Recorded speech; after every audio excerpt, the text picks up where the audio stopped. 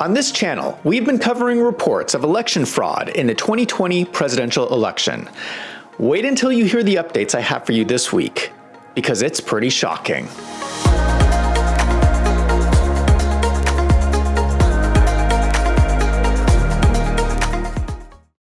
In the 2020 election, there were 5 swing states: Georgia, Wisconsin, Pennsylvania, Arizona, and Michigan. I'm putting up the vote difference in each state that determined the winner. As you can see, it was a very close election. Trump needed to win 3 of these 5 states.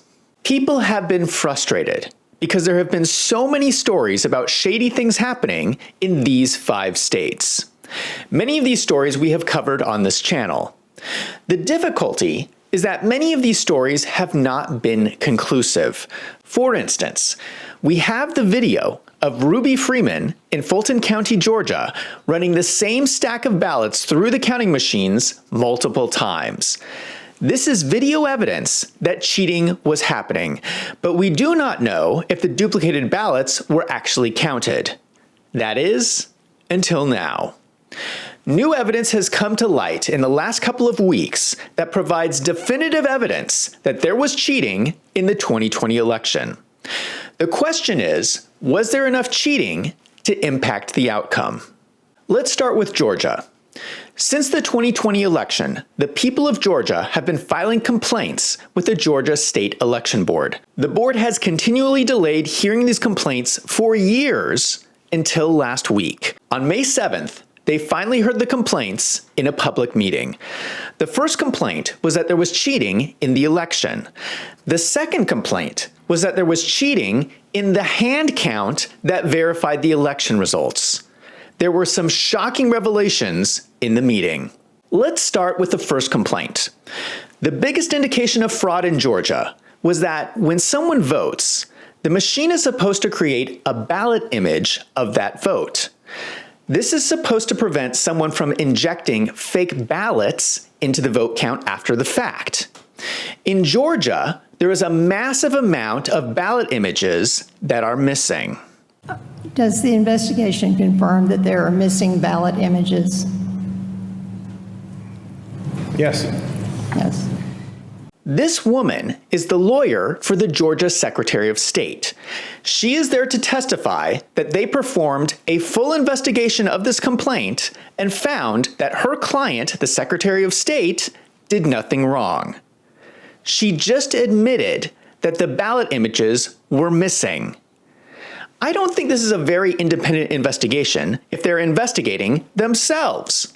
Do you know why 380,761 ballot images from Election Day machine count are not available?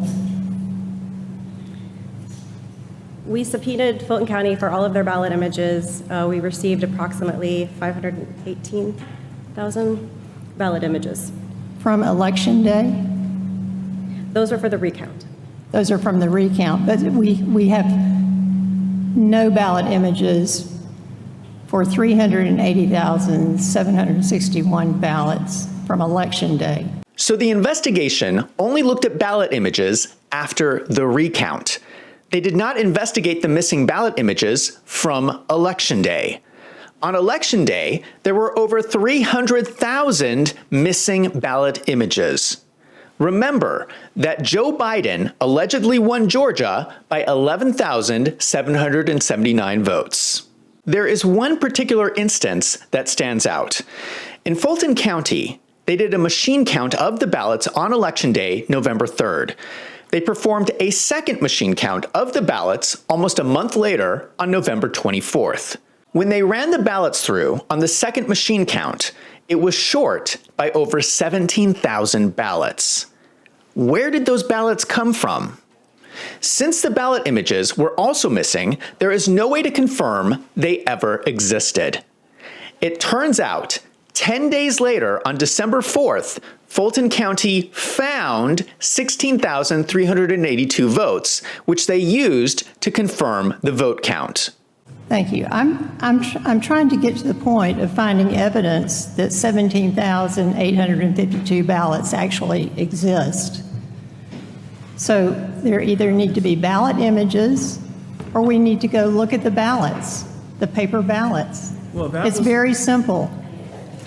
As I explained at the beginning, we have the paper ballots. The paper ballots exist. There's no 17,000 missing ballots. The discrepancy, the 17,000 discrepancy was because of that scanner error, the programming error in the scanner. That got corrected. The results were recertified and re-reported, and that accounted for the 17,000 difference. There was no missing ballots. Like I said, we have hand counted every single ballot. Okay, here's the problem. This lawyer refuses to turn over the paper ballots. They won't let anyone see them. So they're saying, we investigated ourselves and we found we did nothing wrong. And you cannot look at the ballots to verify that. Let me just clarify so you understand. Georgia had 3 counts. There was the machine count on Election Day, then there was a hand count of the ballots, then there was a second machine count. Each count came up with vastly different numbers. How is that possible unless there was cheating? There's 3 counts and there's 3 different numbers, and I would think that the third count, the machine count too, which is the third count, coming right off of the hand count that took those very same ballots and ran them through the big ICC fast scanners, should have come up with the same number. And it did not come up with the same number. So the counts don't agree. 1, 2, and 3, they don't agree. Here's the shocking part. The lawyer for the Secretary of State admits there was wrongdoing during the election. Now, they're not admitting it was enough to change the outcome, but this is the first time they are admitting that there were duplicate ballots and improper procedures. And the conclusion of this investigation, which we will get into the details of in a minute, is that Fulton County used improper procedures during the recount of the presidential contest in 2020. The investigation also shows that there are some duplicative ballot images in the ballot images that Fulton County provided. And this suggests that some ballots may have been scanned more than once. But what cannot be decided conclusively or confirmed conclusively is whether or not those duplicative ballot images were included in the count. So we don't know for certain whether or not those were in the tabulated results, and we will get into why that is during the case presentation. They are admitting that there was cheating and illegal activity during the election. Okay, so both sides now admit there was cheating. What would normally happen is the Board of Elections would refer the matter to the Attorney General for investigation and prosecution. But for some reason, the board members would not vote to send it to the Attorney General. What is going on?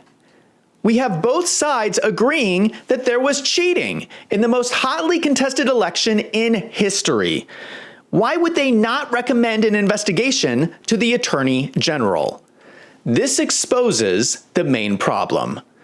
This evidence exposes that the cheating was not just in the voting, but it was also in the hand count afterwards. The Secretary of State and the governor themselves could have been involved here. They're not going to arrest themselves for corruption. Normally, for corruption at this scale, the FBI should step in. But a federal agency is not going to step in because Joe Biden is the one who benefited. So we have all this evidence, but unless someone is willing to prosecute, nothing is going to happen. But what is ironic is that President Trump is currently being prosecuted in Georgia for protesting the 2020 election. They're trying to throw him in prison when at the same time they are admitting that there was cheating. This is blatant corruption. Let's move to Wisconsin. This is another swing state that Trump lost by 20,682 votes. Keep that number in mind. Last week, Milwaukee election director Claire Woodall-Vaugh was fired. The Democrat mayor of Milwaukee did not give a reason for firing Claire Woodall-Vaugh. If you remember, this was the same city where 140,000 ballots for Joe Biden were found and counted in the middle of the night. New revelations came from this tweet, which reads, I took her sworn deposition in a lawsuit I filed against her as Milwaukee City Election Clerk. She printed 64,000 ballots in the back conference room of City Hall, room 501, for the November 3rd, 2020 election. She had city employees and others fill some of those out on the 4th, 6th, and other floors of City Hall. It sounds like this woman is admitting under oath that there was cheating during the 2020 election. They're filling out 64,000 extra ballots for Joe Biden. Remember that Trump lost by only 20,682 votes. Just like in Georgia, this is an admission from both sides that there was cheating in the 2020 election. Now, I know that some of you are going to be worried about the next election. How are we going to prevent the Democrats from going into the back room and filling out 64,000 extra ballots for Joe Biden?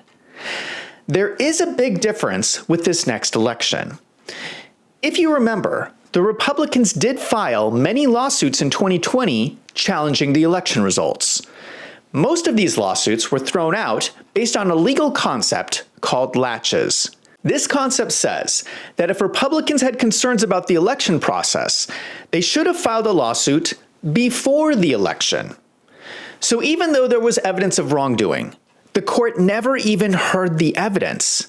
They just threw the case out. This same thing happened to the lawsuits in the state of Wisconsin. The reason this happened was because this was an easy way for spineless judges to weasel out of making a decision. No judge wants the spotlight of being the person to overthrow an election. So all the judges got together and just said, latches, latches, latches. And they threw everything out.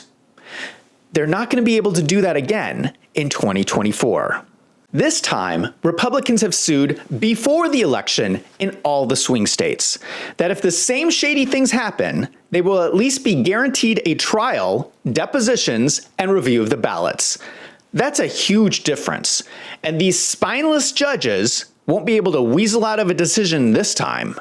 Let's move to Arizona. This is another swing state that Trump lost by only 10,457 votes. New evidence has been revealed from Maricopa County's own records showing illegal ballots that were counted. This is a chart of the number of mail-in ballots that came in from the post office. The number marked in red are the illegal ballots that were received after Election Day. According to Arizona election rules, these are illegal ballots and should not have been counted. Mail-in ballots like these are particularly controversial because Maricopa County has not been following procedure to verify the signature on the ballots. Here's an image that shows signatures on ballots that are drastically different from the signatures on file. These are obviously fraudulent ballots. But apparently, Maricopa County is just counting whatever ballots come in. Now let's go back to this chart. Isn't the timing of this strange? The number of ballots that they're receiving goes down, down, down, and then suddenly, the day after the election, there is a sudden spike of mysterious ballots that just happens to be the right amount needed for Joe Biden to win the election. Here is the actual paperwork from Maricopa County showing the 18,000 ballots and the date after the election, proving that these ballots should not have been counted. This is more blatant evidence that there was cheating in the election. The problem is that even though we have all of this evidence, the Arizona governor is a Democrat, the Secretary of State is a Democrat, and the Attorney General is a Democrat, and they are doing everything possible to ignore the evidence of cheating. What is so shocking in Arizona is that the Attorney General Chris Mays has charged 18 Republican leaders for the crime of being fake electors. In 2020, this group of people filed lawsuits disputing the election results. They created Republican electors to stand by awaiting the outcome of the lawsuit. This was all done in public and is the same legal process that has been done in other U.S. states. Chris Mays is trying to put these people in prison when there is blatant evidence not only that there was cheating, but that the wrong person was declared the winner. What is really telling is that Chris Mays herself only won her election by 280 votes. Do you think Chris Mays has motivation for keeping people from challenging election results? This looks to me like corruption. So let's go back to the numbers. Remember, Donald Trump needed to win 3 of the 5 swing states. In Georgia, Trump only needed 11,779 votes. In this one example, we have evidence that the vote counts were off by 17,000 ballots. That is evidence that Trump won Georgia. In Wisconsin, Trump only needed 20,682 votes. In this one example, the Milwaukee election director admitted to creating 64,000 fake ballots. That is evidence that Trump won Wisconsin. In Arizona, Trump only needed 10,457 votes. In this one example, we know that 18,000 ballots were illegally collected after Election Day. That is evidence that Trump won Arizona. And keep in mind, there were many other examples of election fraud I haven't even covered in this video. This shows that Trump won 3 of the 5 swing states. Now, unfortunately, that's a tie. It changes the electoral map for both Biden and Trump to receive the exact same number of 269 electoral votes. In that situation, the new House of Representatives would vote for the winner. If you remember, this was the time period when Nancy Pelosi controlled the House. I believe that under that scenario, Joe Biden would still have been declared the winner by Nancy Pelosi. So we need to turn our attention to the other 2 swing states of Michigan and Pennsylvania. I will continue to report as more information gets revealed. But I think what is important in this whole story is that all this information has come to light because of people like you. Regular, ordinary Americans who saw what was going on and did not accept the obvious corruption. This is all the result of citizen investigations. I know it's discouraging because it seems like these powerful people do not ever face justice for cheating. But you can hold them accountable by not giving up. Do not rest until every crime has been revealed and these people have been removed from their positions. That is how we win. Now I want to hear from you. Let me know down in the comments if you think that Donald Trump won the 2020 election. And if you like this video, don't forget to hit that subscribe button so you don't miss out on future videos. Also, there is a second video this week for members only. There was a brand new report that was just released on the investigation for the Baltimore Bridge collapse. The results are shocking, and the news media is not covering it. I'm going to be going through the report for members only on my website, wolvesandfinance.com. If you like these videos, the best way to support the channel is to sign up for a monthly membership on my website for $6 a month. So for channel members, head over to the website and check out the second video. I'm Zach from Wolves and Finance. Thank you for watching.